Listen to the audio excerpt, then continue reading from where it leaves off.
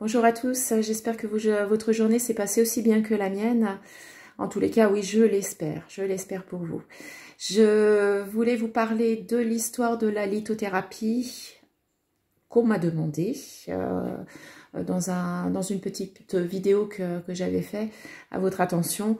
On m'avait demandé l'histoire de la lithothérapie, comment on en est venu à ça. Voilà, donc ça date pas d'aujourd'hui, même si le nom de lithothérapie, de lithothérapie est tout neuf. Hein. En fait, la lithothérapie date d'il y a au moins 2000 ans. Donc on va revenir 2000 ans en arrière, à l'époque de l'Antiquité. Nous avions déjà à l'époque les Égyptiens qui se servaient des pierres par leur symbolique de couleur. Nous avions les Aztèques, les Incas qui s'en servaient également comme statuettes, comme bijoux, qui s'en servaient également pour la lithothérapie. Ensuite, nous avions, alors là je l'ai noté pour pas oublier, la Chine, la Grèce, l'Inde, l'Empire ottoman, la Rome antique, les Hébreux, les Étrusques, enfin presque le monde entier quoi, qui érigeaient des temples, qui faisaient des statues et des bijoux. Alors bien évidemment, comment prouver qu'ils s'en servaient comme pierre de soie? Eh bien, on a retrouvé des écrits, enfin pas moi, hein, mais certains ont retrouvé des écrits avec les pierres et leurs vertus. Évidemment, tout ceci a été revérifié depuis, retravaillé, puisque nous avons de grands lithothérapeutes qui savent de quoi ils parlent, entre autres un dont je tairai le nom pour aujourd'hui. Donc, toutes ces vertus ont été revérifiées, retravaillées, ont été validées ou non.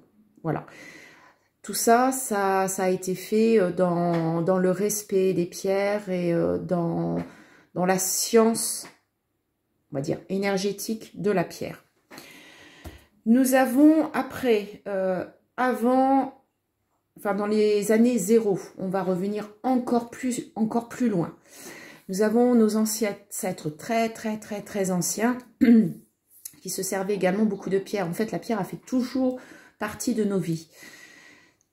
C'est normal, hein, ça nous a servi d'outils, ça nous a servi de décoration, ça nous a servi de flèches, de choses pour se défendre. Enfin, les pierres ont vraiment été très utiles pour nous. Mais ils s'en sont servis aussi pour les rituels des morts, hein, pour faire des amulettes, pour faire des objets, donc les objets de culte, hein, des bijoux. Voilà, tout ça a été retrouvé. Donc on suppose, puisqu'il n'y a pas d'écrit, on suppose qu'il y avait aussi un peu de lithothérapie dans ces gestes. On ne porte pas un bijou pour faire joli, évidemment, hein, mais quand on connaît les pierres, quand on porte une pierre, on sait pourquoi on la porte. Voilà. Alors là, on va faire un grand bond en avant. À la moitié du siècle, du XVIIIe siècle, pardon, la médecine scientifique, hein, que l'on connaît maintenant, a fait son entrée. Donc la lithothérapie a été largement mise de côté. Plus personne a voulu laisser ça, enfin, plus personne n'a voulu s'en servir. Voilà, c'est exactement, excusez-moi au niveau des mots, c'est un peu compliqué ce soir. Donc plus personne n'a voulu s'en servir, évidemment, la science faisant un effet tache d'huile, on a commencé à soigner les gens, ce qui est très bien. La science a fait depuis des avancées fulgurantes. Donc la lithothérapie, la moitié du XVIIIe siècle a donc été mise de côté. Mais au siècle dernier, donc en 1900, vers 1945-1950, après-guerre, donc la lithothérapie a été enfin nommée et revenue sur le devant de la scène. Ça a été nommé lithothérapie, venant du grec lithos et thérapie. Lithos voulant dire pierre, thérapie voulant dire cure. Lithothérapie, pierre de cure. Évidemment, pierre de soin. Voilà. Donc ça a été à la moitié du siècle dernier. Année New Age 70-75, on commence à légèrement passer on commence légèrement à penser à l'écologie et donc tout naturellement, vraiment, la lithothérapie commence à vraiment rentrer dans les mœurs.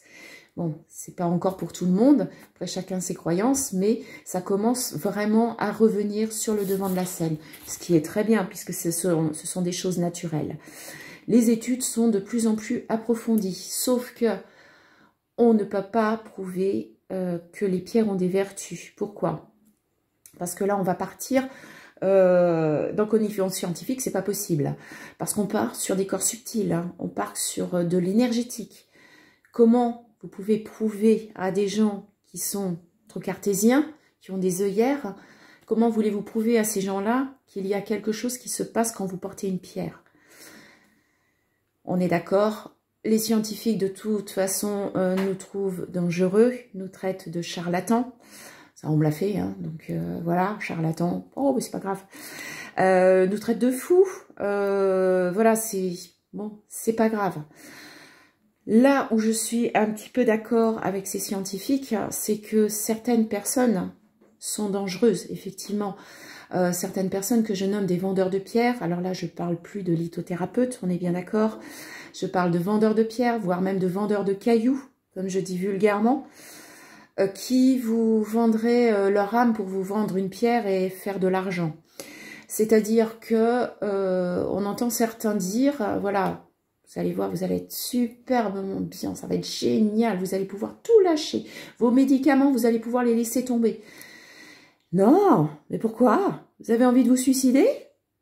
Non, non, non, ça c'est pas possible. On n'arrête pas un protocole médical, on n'arrête pas nos médicaments, on continue à suivre, à faire le suivi médical, c'est absolument nécessaire. Vous trouvez un mec comme ça sur un étal, sur un marché ou dans un magasin, vous fuyez. Ne cherchez pas. Cassez-vous, barrez-vous de cette chose-là. Ce monsieur, il est hyper dangereux, quoi. Enfin, ce monsieur ou cette femme, d'ailleurs. Ils sont hyper dangereux. Là, je suis d'accord avec eux. Si un jour, vous trouvez ce genre de personnage, vous lui dites, monsieur, vous êtes dangereux, vous êtes irresponsable. C'est pas possible de dire ça aux gens. Des gens qui sont un petit peu sensibles, un petit peu émotifs et qui se disent, ah, bah ouais, bah, je vais acheter la pierre, alors puis je vais arrêter les médicaments. Mais non, non, non. Vous allez vous suicider, là, c'est pas possible, ça. Donc, faites bien attention à ça. Si en plus, ce genre de personne commence à vous dire ça, c'est que, déjà, il y a de grandes chances que ces pierres soient fausses. Hein, voilà, on en parle régulièrement, il y a de grandes chances que ces pierres soient fausses. Il y a de grandes chances, en plus, qu'ils ne connaissent pas la moitié de ces pierres, ni leurs vertus. Donc, cherchez pas, barrez-vous. Barrez-vous, restez pas là-dedans, c'est pas possible. Adressez-vous à des gens qui s'y connaissent réellement. Alors, comment les trouver, c'est pas forcément évident. Hein. Mais je suis là, hein. Sinon, je suis là, il n'y a pas de souci. Non, par contre, si vous avez le moindre petit souci ou le moindre conseil à me demander, là, par contre, vous pouvez y aller, vous n'hésitez pas. Voilà, voilà. Bon, j'espère que je vous ai un petit peu éclairé sur l'histoire de la lithothérapie. Hein. Donc, c'est pas d'aujourd'hui, on n'était pas nés quand ça a commencé. Et on sera mort bien avant que ça se termine, toute cette histoire-là. Donc voilà, je vous remercie en tous les cas de votre écoute. Je vous souhaite une excellente soirée. Bye bye.